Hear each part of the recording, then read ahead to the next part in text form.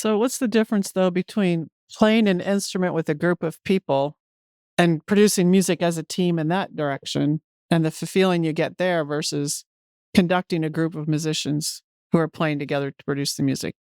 Because it's also a team, but it's a different thing. It is. And actually, in my opinion, the most difficult experience for a musician is to be a member of an orchestra.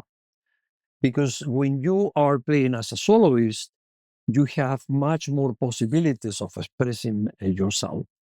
When you are performing as a member of a chamber music group, imagine a string quartet or a trio, you have more possibilities of expressing your own personality.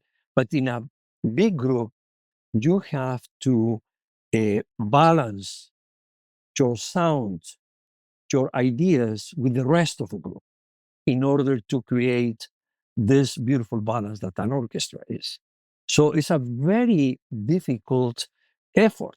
You have really to somehow sacrifice your own interest and your own ideas for the good of the group.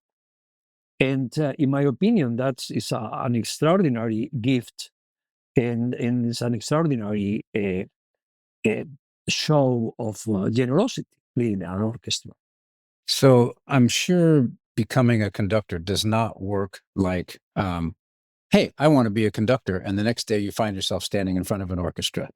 There's got to be a career path. Is it an academic path? Or the training required to be a conductor? Because I'm sure there are specific skills you have to acquire to be a world-class conductor. Absolutely. So first of all, you have to play an instrument, at least, because if you play an instrument, you are a musician, which is, I always say when I ask me, well, what do you do? The first thing I say is not I am a conductor. The first thing I say is I'm a musician. And it happens that I, I express my musicianship through conducting. So, in my opinion, the best training for a conductor is composition, actually.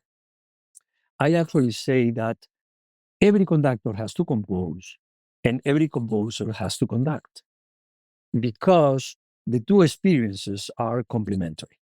When you have a personal um, relationship with the score, you have gone through the process of writing music. When you approach the score, it's a familiar element. So I would say if a young musician approached me and asked me that this happening, with my students, of course, the more instruments you play, the better. Just playing well an instrument is one life, but if you can dedicate, if you have to choose, I would actually, if you have just to choose one instrument, I would advise the piano, because the piano helps you to learn the score much faster, you know.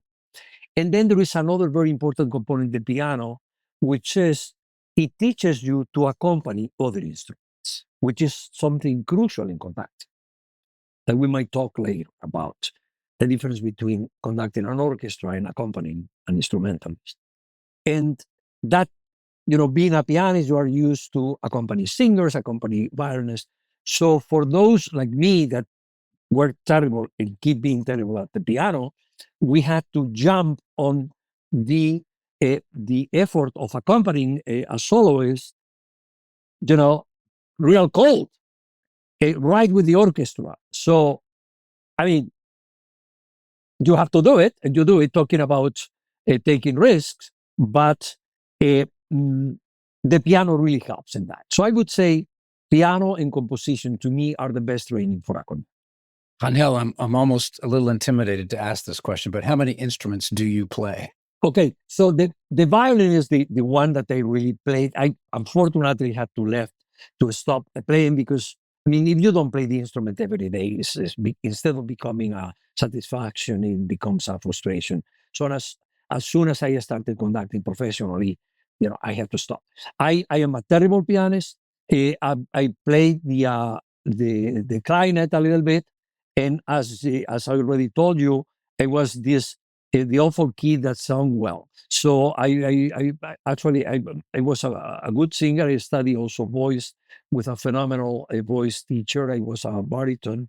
And that it's learning voice has also helped me a lot in conducting because it helps you working with choruses.